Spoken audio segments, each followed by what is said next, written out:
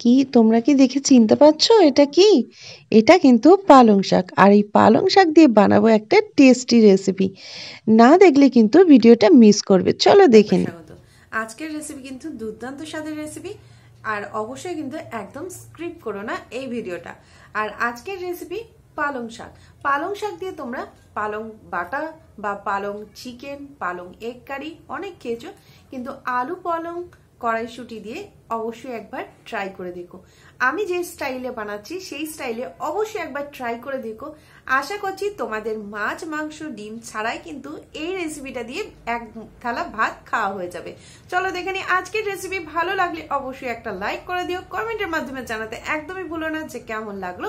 আর যারা নতুন বন্ধু আছো এখনো পর্যন্ত সাবস্ক্রাইব করনি, তাড়াতাড়ি করে সাবস্ক্রাইব করে নাও। আর যারা সাবস্ক্রাইব করেছো, আমার সাথে এতদিন পাশে রয়েছে, তাদেরকে অসংখ্য ধন্যবাদ।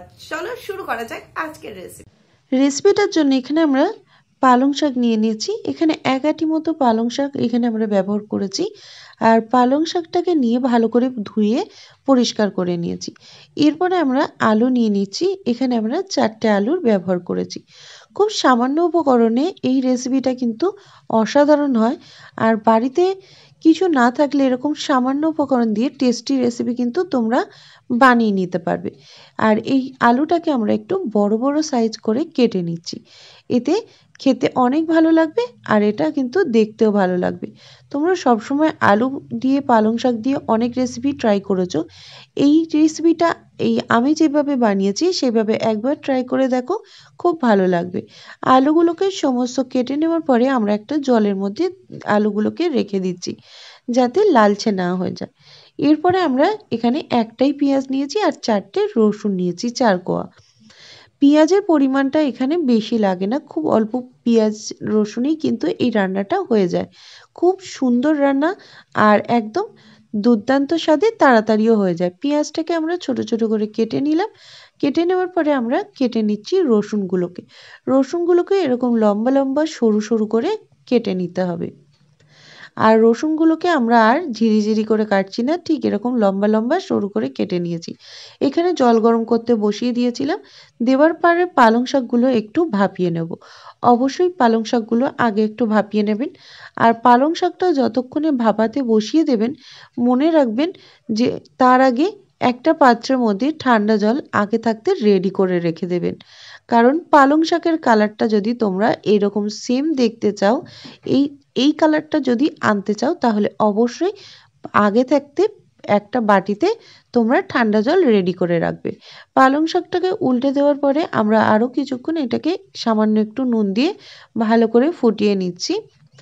আর এইভাবে ফুটিয়ে নেওয়ার পরে আমরা এটাকে তুলে নিয়ে ঠান্ডা জলের মধ্যে পালং শাকগুলোকে রেখে দিচ্ছি। ঠান্ডা জলে দিলে কালারটা খুব সুন্দর থাকে আর পালং শাকের কালারটা নষ্ট হয় না। তাই অবশ্যই এইভাবে ঠান্ডা জলের মধ্যে এটাকে দিয়ে দেবে। ঠান্ডা জলের মধ্যে দেওয়ার পরে এটাকে কিছুক্ষণ আমরা রেখে দেব। আমরা এটাকে পালং শাকগুলো সবগুলোই নিয়ে নিয়েছি আর এটাকে সুন্দরভাবে এইভাবে জলের মধ্যে আমরা কিছুক্ষণ রেখে দিচ্ছি। যতক্ষণে পালং শাকগুলো ভালোভাবে ঠান্ডা হচ্ছে, আমরা এর মধ্যে সামান্য পরিমাণে নুন দিয়ে আলুটাকে একটু সেদ্ধ করে নেব। এখানে আমরা আলু আর কড়াইশুঁটি ব্যবহার করেছি। আলুটাকে আমরা সেদ্ধ করে নেব। এমনভাবে সেদ্ধ করব আলুটা যেন বেশি গলে না যায়, তাই একটু সেদ্ধ করে নিচ্ছি। আলুগুলোকে সেদ্ধ করে নেওয়ার পরে আমি এখানে শুধুমাত্র নুন দিয়েই বসাচ্ছি। কোনো রকম এখানে হলুদের ব্যবহার এই মুহূর্তে করছি না। দেওয়ার পরে এটাকে ঢাকা দিয়ে দিচ্ছি। ঢাকা দিয়ে আমরা আলুটাকে সেদ্ধ করে নামিয়ে নিয়েছি। আর এরপরে কড়াইয়ের মধ্যে দিয়ে দিয়েছি বড় টেবিল চামচের ১ চামচ মতো তেল। আর এর মধ্যে দিয়ে দিয়েছি জিরে। জিরেটাকে দেওয়ার পরে তেলটার সাথে খুব ভালো করে নাড়িয়ে নিতে হবে, যাতে জিরের খুব ভালো একটা গন্ধ আসে। এরপরে দিয়ে দিচ্ছি কুচানো পেঁয়াজ। এখানে আমি একটাই পেঁয়াজের ব্যবহার করেছি। কুচানো পেঁয়াজটাকে দিয়ে দিচ্ছি। পেঁয়াজটাকে দেওয়ার পরে পেঁয়াজটা অবশ্যই হালকা ব্রাউন করে ভেজে নিতে হবে, তাতে খেতে অনেক সুন্দর লাগবে আর টেস্টটাও সুন্দর আসবে। এইভাবে হালকা ব্রাউন একটা কালার চলে আসলে আমরা আলু আর কড়াইশুঁটিগুলোকে দিয়ে দেব। দুটোই আমরা কিন্তু সেদ্ধ করে নিয়েছিলাম, তাতে রান্নাটাও খুব তাড়াতাড়ি হবে আর খুব সুন্দর টেস্ট আসবে। তোমরা যদি চাও ডাইরেক্ট আলুটাকে তোমরা সেদ্ধ না করে এমনি ভেজে নিতে পারো। এরপরে আমরা দিয়ে দিচ্ছি হলুদ আর দিয়ে দিচ্ছি এর মধ্যে কাশ্মীরি রেড চিলি পাউডার। সম্পূর্ণ অপশনাল, তোমরা চাইলে দিতেও পারো আবার নাও দিতে পারো। দেওয়ার পরে এটাকে আমরা খুব ভালো করে নাড়িয়ে দিচ্ছি, তাতে কিন্তু কালারটা খুব সুন্দর আসবে। আর হলুদটা সামান্য দেওয়াতে দেখবে পালং শাকের কালারটা আরও একটু গাঢ় হয়ে যাবে। এরপরে আলুটাকে খুব লালচে লালচে করে আমাদের ভেজে নিতে হবে।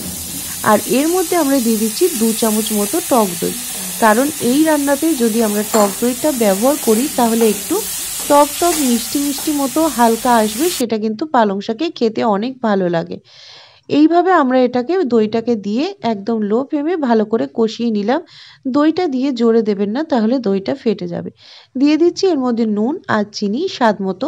যেহেতু টক দইয়ের ব্যবহার করেছি তাই বেশি টক যাতে একদমই না থাকে, তাহলে রান্নাটা খেতে ভালো লাগবে না। এরপরে এটাকে খুব ভালো করে মিশিয়ে দিচ্ছি। আর মিশিয়ে দেওয়ার পরে দেখতেই পাচ্ছেন পালং শাকের কালারটা, অবশ্যই পালং শাকের কালারটা কিন্তু দুর্দান্ত আর খুবই গ্লসি। এরপরে এটাকে দিয়ে আমরা খুব ভালো করে একটু নাড়িয়ে নেব। পালং শাকটাকে দেওয়ার পরে একদম লো টু মিডিয়ামে রেখে এটাকে আমরা কিছুক্ষণ হতে দেব। বেশি এটাকে রান্না করবেন না, বেশি হাইতে দিলে পালং শাকের কালারটা কিন্তু নষ্ট হয়ে যাবে। তাই একদম লো টু মিডিয়ামে দিয়ে এটাকে আমরা রান্না করে নেব। দেখতেই পাচ্ছেন খুব সুন্দরভাবে এটা রেডি হয়ে গেছে। আর এইভাবে রেডি হয়ে যাওয়ার পরে আমরা পালং শাকটাকে একটা পাত্রের মধ্যে আগে নামিয়ে নিচ্ছি। কালার যেমন এসছে দুর্দান্ত কালার, আর খেতেও কিন্তু এটা খুব সুন্দর। এটাকে আরও টেস্টি বানানোর জন্য আমরা একটা হালকা এর মধ্যে তড়কা দেব। তার আগে আমি একটা প্লেটের মধ্যে এটাকে সাজিয়ে নিচ্ছি, আর এর ওপর থেকে আমরা তড়কাটা দেব। এইভাবে প্লেটের মধ্যে আমরা নামিয়ে নিয়েছি সবটাই পালং শাক। আর পালং শাক অবশ্যই এইভাবে তোমরা অনেকভাবেই খেয়েছো, কিন্তু এইভাবে একবার ট্রাই করে দেখো। মাছ মাংস ডিম ফেলে কিন্তু তোমরা এটা দিয়েই খাবে। আর এরপরে আমরা একটা তড়কা দিয়ে নিচ্ছি। তড়কাটা দিয়ে নেওয়ার জন্য আমরা এখানে ঘি ব্যবহার করেছি। ঘি নিয়েছি, হিং নিয়েছি, 2টো শুকনো লঙ্কা আর রসুন। এখানে রসুনগুলোকে আমরা একসাথেই এইভাবে একটু নাড়িয়ে দেব। তারপরে দিয়ে দেব ওপর থেকে। আর এরপরে তোমরা গরম গরম ভাত বা রুটির সাথে অবশ্যই এটা ট্রাই করো, খেতে দুর্দান্ত লাগে। তোমাদের গ্যারেন্টি দিয়ে বলছি এই রান্নাটা তোমাদের খুবই ভালো লাগবে। তোমরা কিন্তু মাছ মাংস ডিম ছাড়াই কিন্তু এই রান্নাটা আগে পছন্দ করবে। তাহলে আশা করছি এই রান্নাটা একবার হলেও ট্রাই করো। ভালো লাগলে অবশ্যই কমেন্টের মাধ্যমে জানিও। আর অবশ্যই যারা এতক্ষণ ধরে ভিডিও দেখছো একটা প্লিজ লাইক করে দিও। চলো আজকের মতো এই রেসিপিটা এই পর্যন্ত। আর ভালো লাগলে বাড়িতে ট্রাই করে আমাকে জানাতে ভুলো না যে কেমন লাগলো। না যে এটা কতটা সুন্দর খেতে। আর ভালো লাগলে অবশ্যই একটা লাইক করে দিও। যারা এখনো পর্যন্ত নতুন বন্ধু আছো সাবস্ক্রাইব করনি, তাড়াতাড়ি করে সাবস্ক্রাইব করে নাও। পাশে থাকা বেল আইকনটা ক্লিক করতে একদম ভুলো না। আর পুরো ভিডিওটা দেখার জন্য সকলকে ধন্যবাদ। তোমরা দেখছিলে Mr and Mrs cooking art চ্যানেলের পক্ষ থেকে আজকের মতো রেসিপি পর্যন্তই। আবারও ফিরে আসবো নতুন কোনো রেসিপি নিয়ে।